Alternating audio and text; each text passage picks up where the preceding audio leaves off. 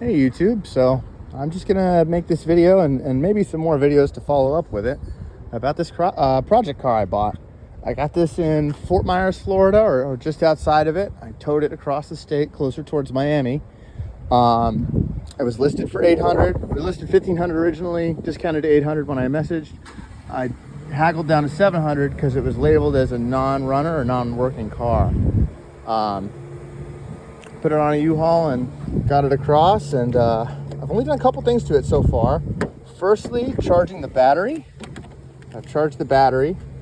It was dead as a doornail before, and I put some fuel in it, and the previous owner only had it for about 4,000 miles. It's got, oh, hold on. I disconnected the battery.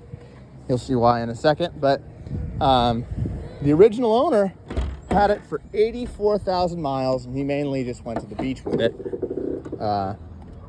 He passed away, and it came into, oh, there's a lizard, came into the possession of a young lady out there, and she didn't know what was up with it, but she knew that it would run for a while, and then it would shut down, and it would need to wait before it could turn on again, but it had not engine overheated, right? So I took a look at it. I don't think that there's a check engine light or anything going on like that, but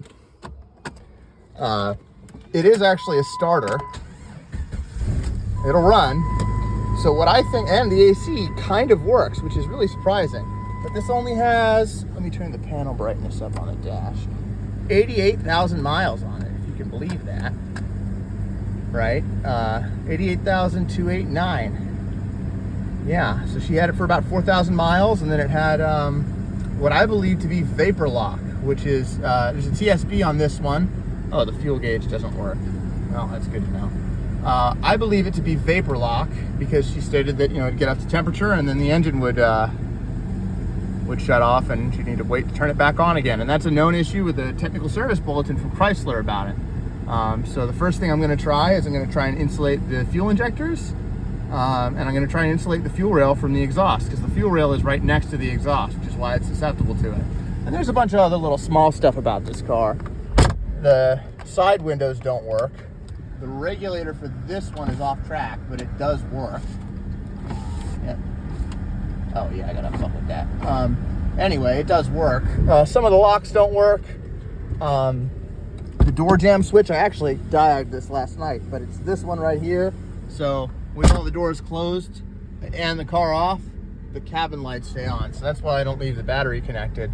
But it's actually in pretty decent cosmetic shape. I vacuumed it out. I'm gonna vacuum it up a little bit more, but I'm gonna just chronicle some of the stuff I do to this. And if anybody else has a similar car like this one, it might help them with learning about the door jamb switches, or I'm probably gonna do the oil pan, maybe the rear main seal, some other stuff to it, you know, and I guess stay tuned, although I'm not promising anything. So yeah, now I'm having this run, and I revved it for a second, and you can see there's a little bit of RPM fluctuation. Let me turn the AC system off and see if that changes anything. I don't think it does, but yeah, just a tiny bit. And if I rev it some more, you'll kind of see.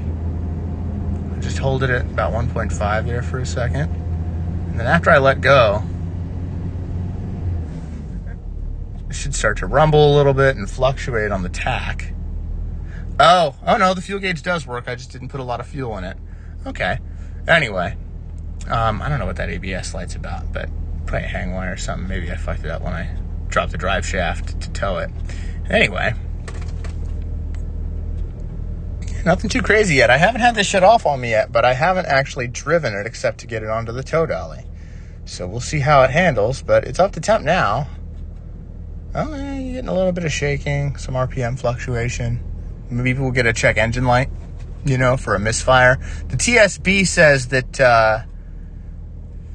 that the vapor lock for this engine is most closely associated with a cylinder or fuel injector number 3. So if I get a code for that, it'll probably shut off before I actually get the code. But maybe if I get the code and then put the key to the, just to, you know, accessory mode or whatever, or maybe I can read the code and get a cylinder 3 misfire instead of whatever else. But yeah, it's rumbling a little bit, but it's, oh, the engine's kicking. Let's see.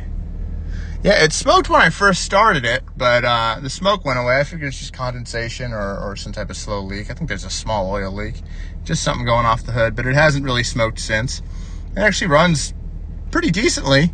The tires are in a shitty condition because it sat for a while, but I'm not super worried about that. I can get tires any day of the week, so, well, besides Sunday. Anyway, yeah.